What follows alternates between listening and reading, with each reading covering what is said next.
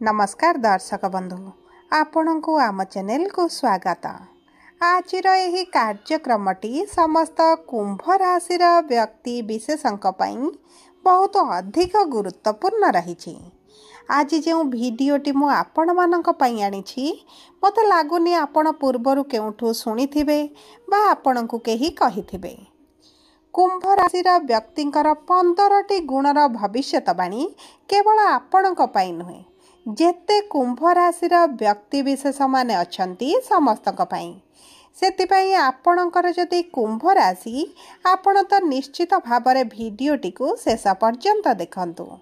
जदि भी आपणक परिवार वर्गरे किंबा आपणकर केही निकटतर व्यक्तिंकर कुंभ राशि होइथाए तेबे आपण देखंतु एवं एही भिडियोटी आपणक साथींक सहित शेयर करंतु। कारण यही भिडियो रे आपण जानिबे कुंभ राशि व्यक्ति को एते दुख कहीं मिलुछि एवं केमिति एहाकू बदला जाई पारिबो। ता सहित जानिबा केउ वर्ष रे आपणक भाग्यर ताला खोलिबो बा आपणकर भाग्य चमकिबो एवं केमिति चमकिबो।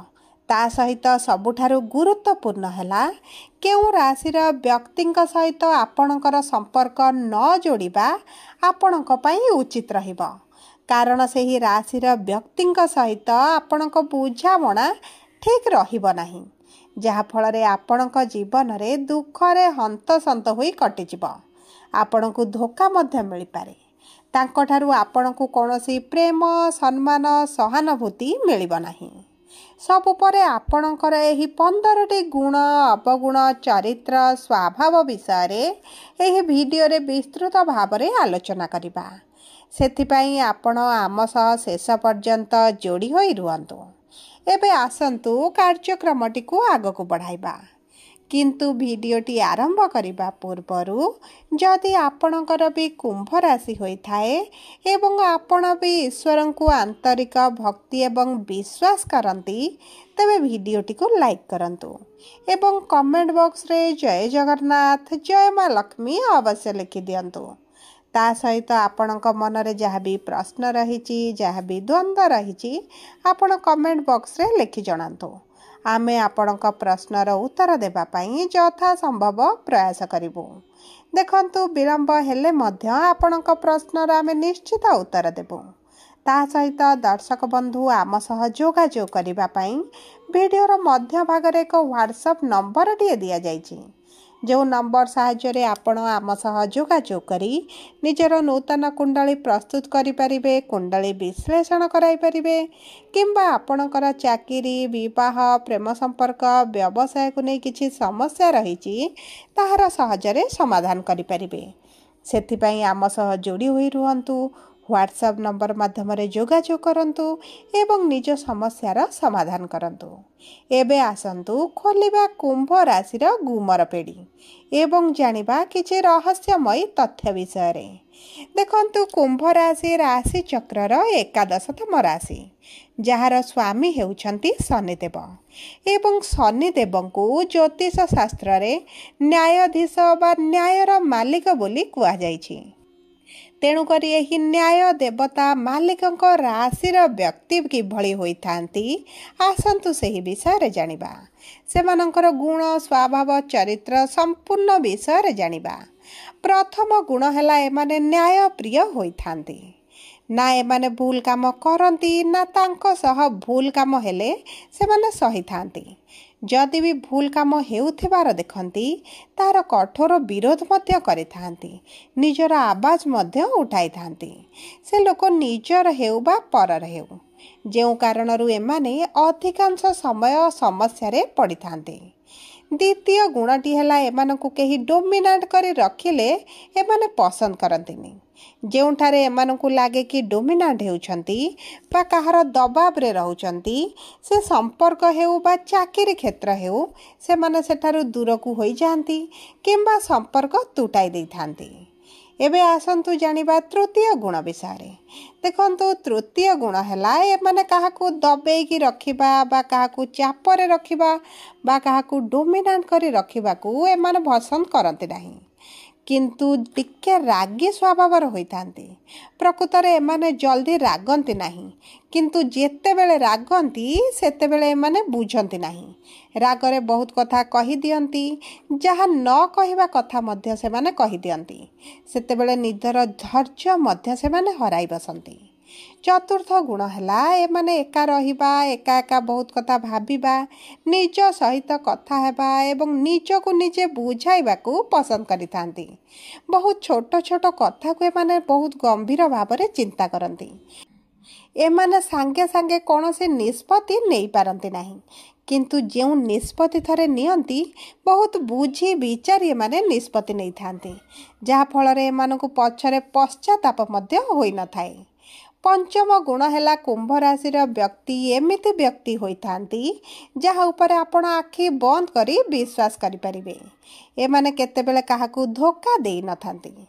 ଏମାନେ ଯଦି ବି କିଛି ଭୁଲ କରିଦିଅନ୍ତି ଏମାନଙ୍କୁ ସାଙ୍ଗେ ସାଙ୍ଗେ ରିଅଲାଇଜ୍ ହୋଇଯାଏ କି ସେମାନେ ଭୁଲ କରିଛନ୍ତି ଏବଂ ସେମାନଙ୍କର ଭୁଲ ମାଗିବାର ଆବଶ୍ୟକତା ଅଛି।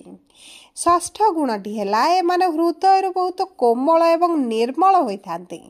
ବହୁତ ପରୋପକାରୀ ସ୍ୱଭାବର ମଧ୍ୟ ହୋଇଥାନ୍ତି, କିନ୍ତୁ ବେଳେବେଳେ ଏମାନେ ଯୁକ୍ତି ତର୍କ ଭଳି ପରିସ୍ଥିତିରେ ପଡ଼ିଯାଆନ୍ତି। ଦେଖନ୍ତୁ, ଏମାନେ ରାଗି ନୁହନ୍ତି, କିନ୍ତୁ ଟିକେ ଜିଦିଆ ସ୍ୱଭାବର ହୋଇଥାନ୍ତି। ତେଣୁକରି ଏମାନେ କଥା କଥାରେ ଯୁକ୍ତିର ମୋଡ଼ ମଧ୍ୟ ନେଇଯାଇଥାଏ। ତେଣୁକରି ଏମାନଙ୍କର ଅନିଚ୍ଛା ସତ୍ତ୍ୱେ ମଧ୍ୟ ଏମାନେ ଯୁକ୍ତି ତର୍କ ଭଳି ପରିସ୍ଥିତି ମଧ୍ୟରେ ଫସିଯାଆନ୍ତି। ସପ୍ତମ ଗୁଣ ହେଲା ଏମାନେ କାହାଠାରୁ ଋଣ ନେବାକୁ ପସନ୍ଦ କରନ୍ତିନି ବା କାହାଠାରୁ ସେମାନେ ନେଇ କୌଣସି କାର୍ଯ୍ୟ କରିବାକୁ ପସନ୍ଦ କରନ୍ତିନି। ସେମାନେ ସବୁବେଳେ ସେଲ୍ଫ ଡିପେଣ୍ଡେଣ୍ଟ ହୋଇଥାନ୍ତି। ଅନ୍ୟ ଉପରେ ନିର୍ଭର କରିବାକୁ ଅଧିକାଂଶ ସମୟ ସେମାନେ ଏଡ଼ାଇ ଦିଅନ୍ତି। ଅଷ୍ଟମ ଗୁଣଟି ହେଲା ଏମାନେ ସବୁ କାମରେ ଆଗରେ ରହିଥାନ୍ତି। ଖେଳକୁଦରେ ହେଉ ବା ଯେକୌଣସି କାମରେ ସବୁଥିରେ ଆଗରେ ଥାନ୍ତି, କିନ୍ତୁ ଏମାନେ ଯେଉଁ ଜିନିଷ ଚାହିଁଥାନ୍ତି ଏମାନଙ୍କୁ ସହଜରେ ମିଳେ ନାହିଁ। ଅଧିକ ପରିଶ୍ରମ କରିବାକୁ ପଡ଼ିଥାଏ, ଅଧିକ ଦୌଡ଼ିବାକୁ ପଡ଼ିଥାଏ, କିନ୍ତୁ ସବୁ ପରେ ଏମାନଙ୍କୁ ମିଳିଥାଏ ଏବଂ ଯାହା ଏମାନଙ୍କର ସ୍ୱପ୍ନ ଥାଏ, ଅଭିଳାଷ ଥାଏ, ତାହା ଏମାନେ ପୂରଣ କରିଥାନ୍ତି। ନବମ ହେଲା କେଉଁ ବର୍ଷ ପରେ ଏମାନଙ୍କର ଭାଗ୍ୟ ବଦଳିଥାଏ। ଦେଖନ୍ତୁ, 27 କିମ୍ବା 28 ବର୍ଷ ପରେ ଏମାନଙ୍କର ଭାଗ୍ୟର ତାଲା ଖୋଲିଥାଏ ଏବଂ 38-39 ବର୍ଷ ପୂର୍ବରୁ ଏମାନଙ୍କ ଭାଗ୍ୟରେ ବଡ଼ ପରିବର୍ତ୍ତନ ଆସିଥାଏ ଏବଂ ଏହି ପରିବର୍ତ୍ତନ ସେମାନଙ୍କ ଭାଗ୍ୟରେ କିଛି ନା କିଛି ଶୁଭ ପରିବର୍ତ୍ତନ କରିଥାଏ। ଦଶମ ହେଲା ଆପଣ କେଉଁ ରାଶିର ବ୍ୟକ୍ତିଙ୍କ ସହ ଜୀବନରେ କେବେ ବି ସମ୍ପର୍କ ଯୋଡ଼ିବେ ନାହିଁ, କାରଣ କେତେବେଳେ ବି ଆପଣଙ୍କ ସହିତ ବିଶ୍ୱାସଘାତକତା ହୋଇପାରେ। ପ୍ରଥମ ହେଲା ମେଷ, ଦ୍ୱିତୀୟ ହେଲା କର୍କଟ ଏବଂ ତୃତୀୟ ହେଲା ଧନୁ ରାଶିର ବ୍ୟକ୍ତିଙ୍କ ସହିତ। ଏହି ରାଶିର ବ୍ୟକ୍ତିଙ୍କ ସହିତ ଆପଣଙ୍କ ସମ୍ପର୍କ ଭଲ ହୋଇନଥାଏ। ତେଣୁକରି ଆପଣ ଚେଷ୍ଟା କରନ୍ତୁ ଏହି ତିନୋଟି ରାଶିର ବ୍ୟକ୍ତିଙ୍କ ସହିତ କୌଣସି ବି ପ୍ରକାରେ ନିଜର ସମ୍ପର୍କକୁ ଆଗକୁ ନ ବଢ଼ାଇବା ପାଇଁ। ଏକାଦଶ ହେଲା ଆପଣଙ୍କ ଜୀବନରେ ଦୁଃଖ କାହିଁକି ମିଳୁଛି, ଦୁଃଖର କାରଣ କ'ଣ ଏବଂ ଏହି ଦୁଃଖର ସମାଧାନ କିଭଳି ହୋଇପାରିବ, କ'ଣ ଧ୍ୟାନରେ ରଖିବା ଆପଣଙ୍କ ପାଇଁ ଅତ୍ୟନ୍ତ ଆବଶ୍ୟକ। ଦେଖନ୍ତୁ, ଏହି କୁମ୍ଭ ରାଶିର ବ୍ୟକ୍ତିମାନେ ଛୋଟ ଛୋଟ କଥାକୁ ନେଇ ବହୁତ ଚିନ୍ତିତ ରୁହନ୍ତି, ଅଧିକ ଭାବନ୍ତି, ଚିନ୍ତନ କରନ୍ତି, ଯେଉଁ କାରଣରୁ ଏମାନେ ଡିପ୍ରେସନରେ ରୁହନ୍ତି, ଆଙ୍ଗ୍ଜାଇଟିରେ ରୁହନ୍ତି ଏବଂ ଏହାର ଅର୍ଥ ହେଉଛି ଆପଣଙ୍କ ଜୀବନର ପ୍ରକୃତ ଦୁଃଖର କାରଣ। କିନ୍ତୁ କ'ଣ ଆପଣଙ୍କୁ ଆପଣା ଛାଏଁ ଦୁଃଖ ମିଳୁଛି କି? ଦେଖନ୍ତୁ, ଆପଣଙ୍କ ମନ ଆପଣଙ୍କ ସମସ୍ୟାକୁ ବଢ଼ାଇଥାଏ, ଆପଣଙ୍କ ଜୀବନରେ ଦୁଃଖକୁ ବଢ଼ାଇଥାଏ। ତେଣୁକରି ଆପଣ ଯେତେ ନିଜର ମନକୁ ଏହିସବୁ ଛୋଟ ଛୋଟ କଥାରୁ ବାହାରକୁ ଆଣିବେ ଆପଣଙ୍କ ପାଇଁ ବହୁତ ଭଲ ରହିବ। ଦ୍ୱିତୀୟ କାରଣ ହେଲା ଆପଣ କାହା ଉପରେ ଆଖି ବୁଜି ବିଶ୍ୱାସ କରନ୍ତୁ ନାହିଁ, ନଚେତ୍ ଆପଣଙ୍କର ଅର୍ଥହାନି ବା ଯେକୌଣସି ଜିନିଷର ହାନି ହେବାର ବହୁତ ଅଧିକ ସମ୍ଭାବନା ଅଛି। ସମସ୍ତେ ଆପଣଙ୍କ ଭଳି ହୋଇନଥାନ୍ତି ବୋଲି ଏହା ଆପଣ ଯେତେ ଜଲ୍ଦି ବୁଝିଯିବେ ଆପଣଙ୍କ ପାଇଁ ସେତେ ଅଧିକ ଶୁଭଦାୟକ ରହିବ। ତା ସହିତ ଆପଣ ଯେଉଁ କାର୍ଯ୍ୟ କରୁଛନ୍ତି ସେଥିରେ ସନ୍ତୁଷ୍ଟ ରୁହନ୍ତୁ, କାରଣ ଆପଣଙ୍କ ମନରେ ବହୁତ ଗୁଡ଼ିଏ କାମ କରିବାର ଚିନ୍ତା ସବୁବେଳେ ରହିଥାଏ। ସେଥିପାଇଁ ଆପଣଙ୍କ କାମ ନ କରିପାରୁଛନ୍ତି ବୋଲି ଭାବି ଦୁଃଖୀ ରୁହନ୍ତି। ତେଣୁକରି ଚେଷ୍ଟା କରନ୍ତୁ ଯେଉଁ କାର୍ଯ୍ୟ କରୁଛନ୍ତି ଯେତିକି ଅଛି ସେଥିରେ ସନ୍ତୁଷ୍ଟ ରହିବା ପାଇଁ ଏହା ଆପଣଙ୍କ ଜୀବନର ଦୁଃଖକୁ ଲାଘବ କରିବ ଏବଂ ସୁଖ ଭରିଦେବ। ସବୁପରେ ଯଦି ଆପଣଙ୍କର କୁମ୍ଭ ରାଶି ହୋଇଥାଏ ତେବେ ଭିଡ଼ିଓଟି କିଭଳି ଲାଗିଲା କମେଣ୍ଟ ବକ୍ସରେ ନିଶ୍ଚିତ ଭାବରେ ଲେଖି ଜଣାନ୍ତୁ। ଯଦି ଆପଣଙ୍କ ପ୍ରିୟଜନଙ୍କର କୁମ୍ଭ ରାଶି ହୋଇଥାଏ ତେବେ ଭିଡ଼ିଓଟି ତାଙ୍କ ସହ ସେୟାର କରନ୍ତୁ। ଯଦି ପ୍ରଥମ ଥର ଆମ ଚ୍ୟାନେଲକୁ ଆସିଛନ୍ତି ଚ୍ୟାନେଲଟିକୁ ସବସ୍କ୍ରାଇବ୍ କରନ୍ତୁ। ପାଖରେ ଥିବା ବେଲ୍ ଆଇକନକୁ ପ୍ରେସ୍ କରନ୍ତୁ। ଧନ୍ୟବାଦ।